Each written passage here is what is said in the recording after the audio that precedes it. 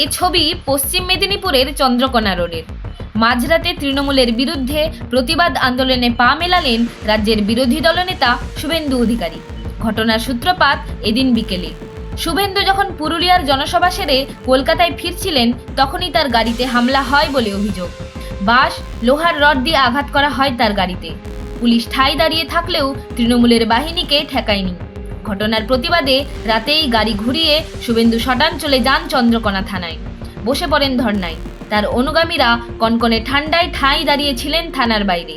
শেষমেশ রাত 12:30 নাগাদ তৃণমূলের জঙ্গি হামলাকারীদের বিরুদ্ধে মশাল মিছিল করেন তিনি। প্রবল ঠান্ডা উপেক্ষা করেই মিছিলে পা মেলান কয়েকশো মানুষ।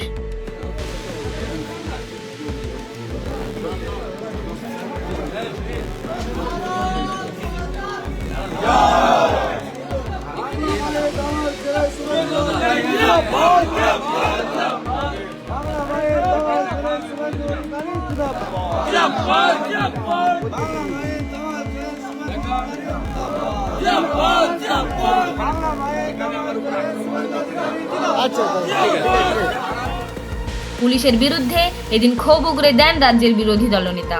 বিজেপির সংগঠন যে এখনো কতটা শক্ত তাও জানিয়ে দেন শুভেন্দু।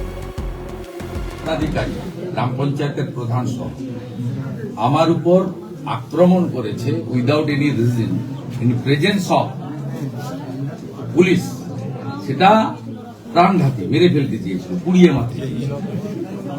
এটা আমি যে অভিযোগ করেছি সেই অভিযোগ অনুযায়ী যে সেকশন দেওয়ার কথা ওটা দিতে হবে। ওনার মনঃপূত section to satisfied his boss আর টু স্যাটিসফাইড টিএমসি, সেই সেকশন লাগিয়ে দিলে আমি তো সইও করবো না, এখানে নেব না।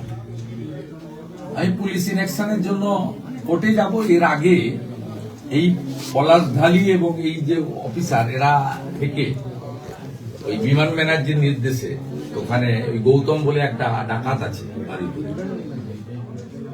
রোহিঙ্গা মুসলমানদের জড়ো করে আমার উপর আক্রমণ করেছিল, আপনারা জানেন।